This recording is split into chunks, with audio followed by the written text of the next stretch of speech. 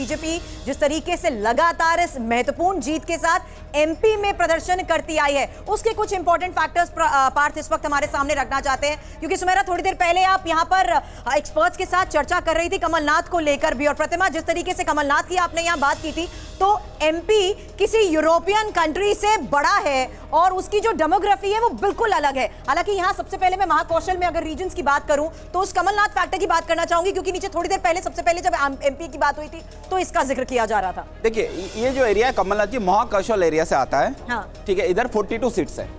Okay. और 42 seats में देखिए ये नंबर ऑलमोस्ट रिवर्स हो गया। बिल्कुल, ये नंबर रिवर्स हो गया। जहां बीजेपी के पास 17 थी, वहीं कांग्रेस के पास अब 17 है, और बीजेपी सीधा 17 से गई है 25 पर। और जबकि कांग्रेस जो पहले 24 होल्ड कर रही थी, यहां पर ग्राफ उसका गिरा है 17 तक। और वोट शेयर में भी देखेंगे, देखिए एमपी का स्टोरी मोरलेस सेम है। कांग्रेस वोट शेयर लूज नहीं कर रहा है। राइट। तो कांग्रेस 2018 में जो वोट मिला था वो वोट होल्ड कर पा रहा है, लेकिन बीजेपी ने क्या कर रहा है, जो आदर्श का वोट कंसोलिडेट कर पा रहा है। और ये क्या है, बूथ मैनेजमेंट, लाडली स्कीम, बहुत सारी चीजें इसमें फैक्टर है। तो महाकौशल एरिया में इसीलिए बीजेपी का वोट कांग्रेस का वोट शेयर घटा नहीं, बीजेपी का वोट शेयर ऑलमोस्ट 6% बढ़ रहा है आदर्श से मैनेज करके। राइट। उसमें एससी एसटी वोटर्स का भी एक खास तौर पर मैं जिक्र करना चाहूंगी। अगर देखेंगे महाकौशल एरिया में, जहां कांग्रेस को एक बहुत बड़ा डेंट लगा है, एक बहुत इंपॉर्टेंट है, महाकौशल एरिया में मोर देन 40% ट्राइबल्स। ऐसे कितना सीट है? 8 सीट है। 8 सीट है। और उस सीट टैली पर भी नजर डाले, सीटें में देखिए 6-2 है। कांग्रेस अच्छा किया है तो महाकौशल में ट्राइबल है, लेकिन वोट शेयर में देखिए, बिल्कुल एक सेकंड, वोट शेयर पे अगर मैं जाऊं तो यहां पर देखिए वोट शेयर में फैक्टर है। वोट शेयर में सबसे बड़ा इंपॉर्टेंट है जीजीपी, एक tribal party. They are taking, वो लोग 10.5% वोट ले रहा है। मतलब जो वोट कांग्रेस को आना चाहिए था ट्रेडिशन, मतलब नेचुरली वो नहीं आ रहा है। मतलब ट्राइबल लोग इस बार कांग्रेस से एक डिस्कनेक्ट पूरा इलेक्शन में दिखाई दे रहा है। और इधर वोटिंग क्या है, कांग्रेस को करने की जगह में लोकल पार्टी को कर रहा है। ट्राइबल वोट का यहाँ पर सुमेरा हम इसलिए भी जिक्र कर रहे हैं, तो ओवरऑल भी अगर आप लोकसभा चुनाव की बात करते हैं तो पूरे भारत में ये ट्राइबल वोट बहुत इंपॉर्टेंट हो जाता है। 60 लोकसभा सीट्स है, 60 लोकसभा सीट जहां पर ट्राइबल लोग डिसाइड करता है कौन एमपी बनेंगे। अभी प्रेजेंटली बीजेपी के पास 52 ऐसे सीट्स बीजेपी के एमपी है।